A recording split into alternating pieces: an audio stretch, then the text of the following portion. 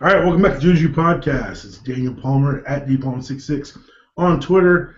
We're back in your ear holes. We're talking a little NBA basketball. We're here deep, not deep, actually early in the playoffs, but it feels like we're deep in the playoffs with the quality of these games. I'm joined by the former interns, Chad Floyd. Chad Floyd, what's life like in the ATL? Man, it's still beautiful outside. I don't think we're going to get hit by those tornadoes, which would be my famous last words, as the podcast will end abruptly when I die.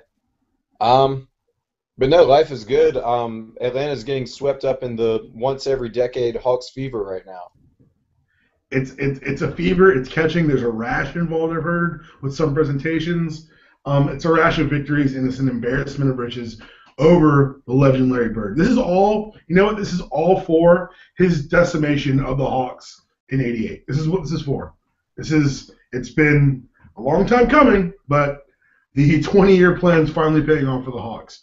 So how many more games does Frank Vogel have before Larry Bird once again becomes the coach of the Pacers? You know, Frank Vogel may not get back on this plane. Like, I was joking about this on Twitter after the last game, but Frank Vogel may have that Lane Kiffin come to Jesus, and by Jesus I mean basketball Jesus moment, where he's just not allowed on that plane back to Indy. We taking the plane, Frank. There's a Greyhound station near Magic City. I know that for a fact. Before we get too deep into the playoffs, I wrote a piece that went up today.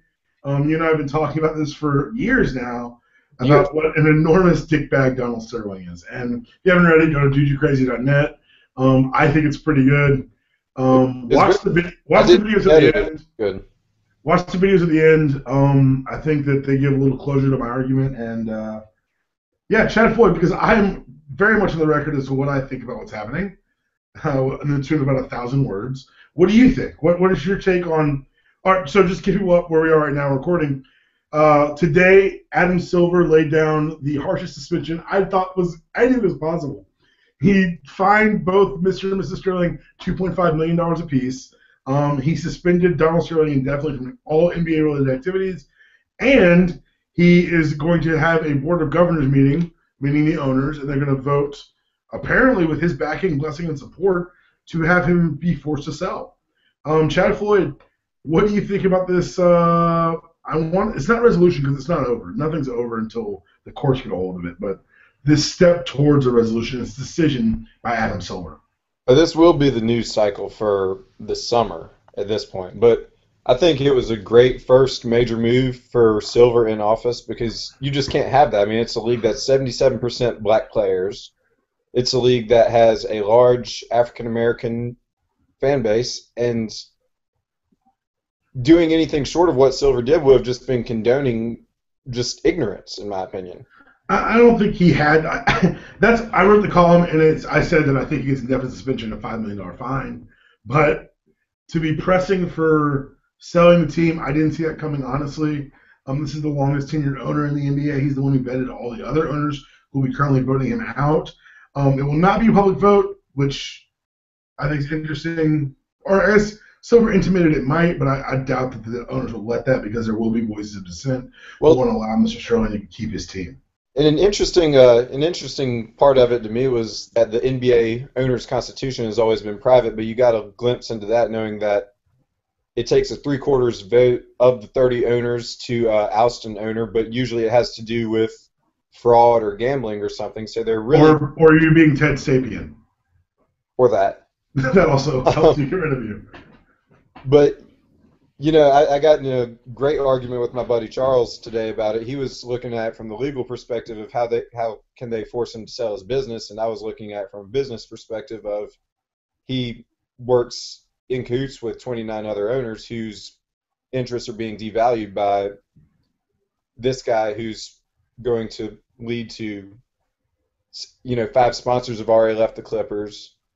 And, it's just so many interesting discussions to go from a legal, a business perspective, even a real estate perspective, and the fair housing thing that started this whole thing when we joked about Sterling as far back as 3 years ago. Yeah, Donald Sterling, for those who don't know and haven't read my piece, first of all, go read it. It's like 1,000 words. It's not that intensive. A couple of very informative links. Secondly, yeah, Donald Sterling, this guy is, for me, it's almost like I wouldn't. First of all, you and I talked on Saturday. Neither one of us was surprised by this news. No. And for me, it's more of a he's more of an indictment of his culture. Because if you listen to the words he uses, he never says, he says this is part of the culture and I can't change it. There is a very real subsect of people who are very rich who, despite whatever you want to say about their outward appearances, hold on to prejudices really hard. To the point where he said that he didn't want to see a fellow team owner, he didn't want to see a multimillionaire respected businessman, he want to see Magic Johnson at his games with his girlfriend. And, hey, these people exist. He's not an aberration. This is a thing. And to the point where, like you mentioned, the fair housing, he paid up the largest settlement in the history of the Fair Housing Acts because he and his wife would pretend to be other people and be taking head counts of who lived where in their buildings. And then he's on record saying what he said about black people and Hispanics and Koreans and anyone who's not Donald Sterling pretty much. My favorite part, and I know you watched the Bomani Jones take on it because you had it in the article, which was a very well written article, by the way. My favorite thing that Bomani Jones said, just from the part where he was laughing at it, basically Sterling condones his side piece sleeping around with African American gentlemen, but don't you dare bring him to a Clippers game. Well, we're gonna go on this because that is in and of itself hilarious. Magic Johnson still got AIDS, y'all. I'm not gonna make any age jokes because I don't think that's costless. But he's like, you can sleep with Magic Johnson, but you just can't bring my games. Like, how much do you really not want Magic Johnson at your games? I digress. We're gonna move on to the actual games, and I want to just say, Donald Sterling, thanks for being a dickbag and distracting from one of the best first rounds of my lifetime. Let's start where we already started, man. Atlanta Pacers. Chad Floyd, you were the non-believer. You were the naysayer. You said they wouldn't win more than one game. How does that crow taste, Chad? Well, you know what? I'm ready to eat it. Unfortunately, I still can't believe the Hawks have won as many games as they have. And I still think it's a matter of the Pacers just going absolute self-destruct mode more than anything else. Evan Turner and Lance Stevenson getting in a fight before Game 1, it's a perfect storm. I mean, go Whacks. That's all I can say. Chad, I'm going to quote the noted American philosopher Ari Gold. There are no asterisks in this life, only scoreboards. No one cares how the Hawks won. They will care that the Hawks won. Let's go over to the one more series I think may be quicker to talk about than the Hawks because it's already over. Rest in peace, Bobcats. Long live the Hornets. LeBron James and company came to town and they swept away the awful Robert Johnson named team. And we'll bring back the Hornets next year. Chad Floyd, you are a Charlotte Bobcats, I don't want to say fan, I'll go with apologist. Will you miss the Bobcats? I'm a lifelong Charlotte Hornets fan. Ooh. In 2001, they broke my heart and moved to New Orleans under some shady dealings of another slightly racist, slightly bigoted, slightly not good with women owner. Yeah. I feel vindicated that the Bobcats are gone and the Hornets are back. It took 13 years, but we're there. I hate that it had to end like it did with Al Jefferson not getting the pub that he deserved. I mean, he played on bad Celtics teams, horrible Timberwolves teams, and then the Jazz and now the Bobcats, and he was finally set to go and show what he could do as the best low post scorer in the NBA on a national stage, and he was playing on one foot. That was a big statement by our local Hornets fan. I'll tell you what, if you ripped off your shirt and wearing a teal Larry Johnson jersey right now, that would have been really, I think, that would have made us make the move to video pod. Yeah. As it is, you let us down, I'm not going to lie to you. I've got purple Eddie Jones somewhere in North Carolina. It's not the same. All right, so we'll move on to another series in the East. The long in tooth Nets versus the up-and-coming Raptors. Raptors have kind of jumped up and I want to say not just made it a series, but I think the Raptors have momentum going into Game 5 here. How do you see the series playing out? It's a best of 3 now. I feel like when the Raptors have been playing well in this series, and I've gotten to watch more of this series than most of the other ones for some reason, it's almost like they're pulling an upset. Whereas when the Nets, they made a comeback in the fourth quarter the other day and came up just short, I feel like the Nets feel like they belong. The Raptors are trying to prove they belong. I think that's going to manifest itself in the next 3 games. I think I had the Raptors winning this series initially, but I think I'm going to have to go Nets in 7 at this point. It's okay. You're not accountable. No one listens to these things.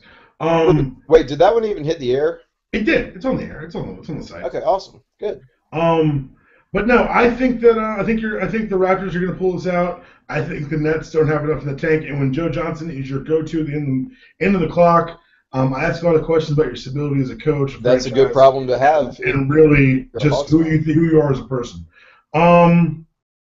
What's our last E series? Oh, Wizards Bulls. The Bullets. Chad, this was not what people thought was going to happen. No, I love it. I love it. Nene almost, he is like he was trying to pop the back of Jimmy Butler's head, and then the Wizards still won the next game. He didn't. You're right. He didn't play the next game. He got suspended. Took a seat. You know what I loved? I loved the Wizards owner coming out in the Nene jersey and sitting courtside, just sticking it right in the eyes of the officials. Like, I thought that was a great show of solidarity and support for his player. Very Mark Cuban. You think Wizards are gonna close this out now? You think the Bulls steal one of just being tough and hanging in there and being Joakim Noah and having the coach that they have? Does the strength of character take them one more time, or does that talent just continue to steamroll over them? No, this series is over. I mean, the Bulls are a Mike Dunleavy 35-point performance from having been swept. This is over. Wow. There it is, kids. Chad Floyd has spoken. So it was sped, so it's come to pass. There it is. If Joakim Noah was, a legitimate low post threat, getting Nene and Gortat in foul trouble, maybe. But, I mean, I don't know. I don't see it. I mean, the Wizards. Nene's basically beating Joakim Noah to death with his Defensive Player of the Year trophy. Oh, he's taking it from him, and he's hitting him about the head and the face. Let's go west. Let's go west. Okay. Where do you want to start, Chad? I'll let you pick the first game. Well, for the record, I think all 8 of these teams could beat every team in the East in less than 6 games, except for Miami. So I'm excited. I love the West. Let's just start up top with San Antonio, Dallas. We had another nail biter with them last night. For everyone who said this was going to be a sweep, which might be me, I know no one listened, so I didn't say it then if it's true or not. For everyone who said it's going to be a sweep, I think we all kind of colloquially forgot just how good this team is, and this coaching staff is for Dallas. They've found matchup problems. They're giving Pop fits. Vince Carter is Vince Cartering. I don't really know how this ends for the simple fact that it's just gone back and forth so much, and these teams have been so even for so long. Do you think either team has a distinctive advantage heading into the rest of the series? Just based on the fact that the Spurs have 2 out of 3 at home, that's the only really thing I can go on. But, I mean, I realized last night there's nobody on the Spurs that can stop Monte Ellis off the dribble. No. That could be a major factor. I love the pick and roll action they were running with Dirk and DeJuan Blair last night. But I mean, it's very compelling because it's 2 of the best coaches in the business just playing just one of the most fascinating games of chess and basketball I've seen in a while. What do you think? Is there a disadvantage one way or the other? I think we're still. I think that Dallas gets at least one more because we haven't had the monster Dirk game. And you know what's going to happen? He's a scorer. It's what he does. Eventually, he's going to put one together where your jaw's left on the floor. You say, wait a second, how did he just do the early Kevin Durant games in this playoffs? You've seen that some. But I think we got one big Dirk game. We haven't had a huge Tony Parker game. We've seen Tony Parker halves so far this playoffs. I'm going to be sad to watch either team leave. I don't think the Spurs lose. I've bet against the Spurs before, and I've lost a lot of money doing so. I think Spurs in 7. Just strength of the pedigree. Let's go down one slot. Houston and Portland. Houston gamely back in the series, I suppose, but LaMarcus Aldridge has been mid-range jumping into death. LaMarcus Aldridge is like 8 years ago Dirk right now. What do you think about that? Do you think that this is a situation where, because it looked like when you played Osik and Howard together in the last game, they had a dramatic impact on the spacing Aldridge was able to create. Do you think that it's a lineup that they're going to stick with it down in Houston, or something that they're just going to play with a little bit? I think it's something they've got to stick with because Aldridge has been by far the most effective player in the series. However, it just exacerbates their problems that they have defending the perimeter. Patrick Beverly's a good defender, but Damian Lillard's a better offensive player. And James Harden, as we know, doesn't guard anybody. So, Portland kind of built their team around having 3 or 4 guys on the court at all times that could space the floor. And I think that's really going to manifest itself if Houston goes Twin Towers the rest of the way. Okay, so this is 3-1, isn't it? I believe. Oh, see, Portland won on Sunday night, I think, but I fell asleep. See, and that's the other thing. There should be a PSA on the effects of the playoffs on your sleep schedule because I have been just ruined today by staying up last night and watching the end of that game. I'm the same way. I think I texted you and Hall earlier that I needed an Adderall to survive these playoff days. But, I mean, thank God it's only 2.5 months. I wish it was year-round, but I would have to just adjust to a new circadian rhythm. Wow. That is a statement. Dropping science knowledge. Let's go one more. Let's go OKC Memphis. Chad Floyd. It's been a literal rock fight. You've seen Tony Allen. You've seen the Durant 3, which I think, right away, you've had so many miracle threes, you could probably do a top 5 at this point, just for the playoffs. Do you see this Oklahoma City team getting back on track and figuring it out? Or is this Memphis team just the grit and grind too much? And Westbrook had the miracle 3 too that extended. Oh yeah, he did. 3, but I don't think we've seen the Durant Westbrook, 2-man team actually turn it on for the 70, 25, and 15 game yet. So I think we'll have at least one of those. But I think Memphis' style is just wearing on Oklahoma City. The fact that Scott Brooks doesn't have plays. Who was it that was quoted after Game 4 that I think it was an Oklahoma City player said, yeah, they know all our plays. Well, that's the thing. That's the playoffs. Everyone knows each other's plays. And a good scouting department. But the thing is, you got to have adjustments to the plays. But all of Oklahoma City's plays end with Durant with the ball. Like if your 1-minute offense involves 15 seconds of dribbling, giving Durant the ball on the high post, and then he takes it right back out to the 3-point line, wasting 19 seconds. Copyright Bill Simmons. Hey man, I don't know what that was. I thought that was Bamani, but I'll give credit to Simmons. Yep. If that's your go-to offense, you can't feel good about your team. There's no reason to. My thing is that Durant star power, like we talked about here, there's a reason he's going to be MVP.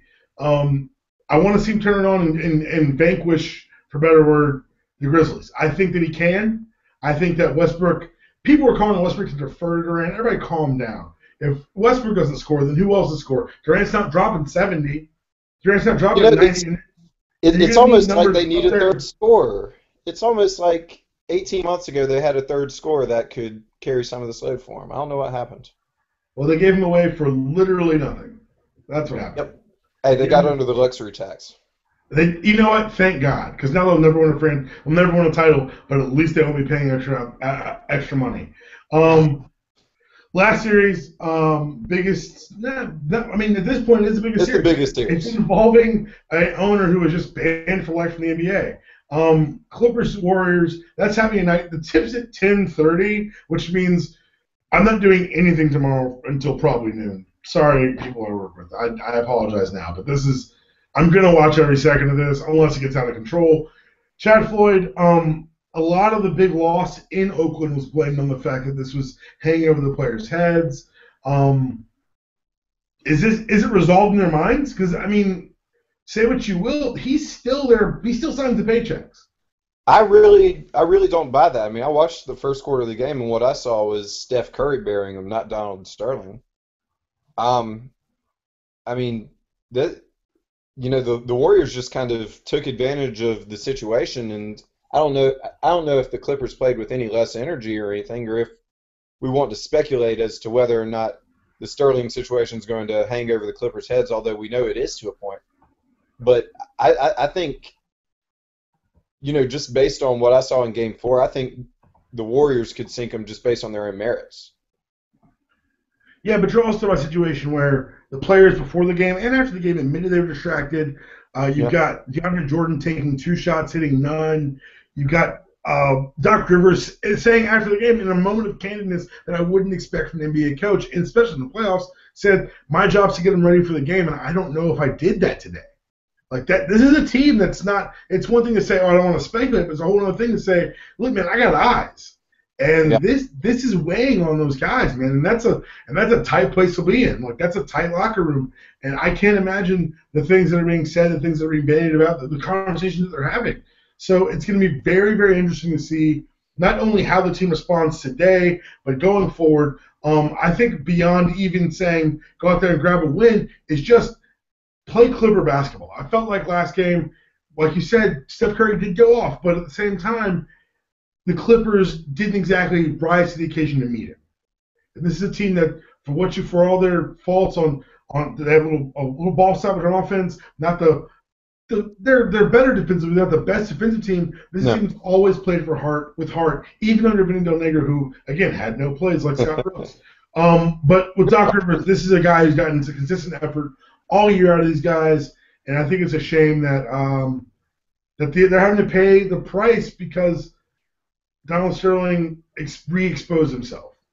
Yeah, I mean the league's number 2 TV team this season, and it'd be a shame to lose either one of these teams because they're both just wildly entertaining to watch.